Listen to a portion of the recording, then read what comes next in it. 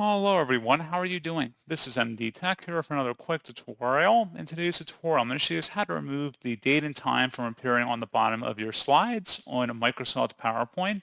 So this should hopefully be a pretty straightforward process, guys. And without further ado, let's go ahead and jump straight into it. So all you have to do is select the Insert tab at the top, and then above text, you want to select where it says Header and Footer. And then where it says include on slide, date and time, go ahead and uncheck that and select apply to all at the bottom here. And that's all you have to do. So pretty straightforward process, guys. And as always, thank you for watching. I do hope that was able to help you out, and I do look forward to catching you all in the next tutorial. Goodbye.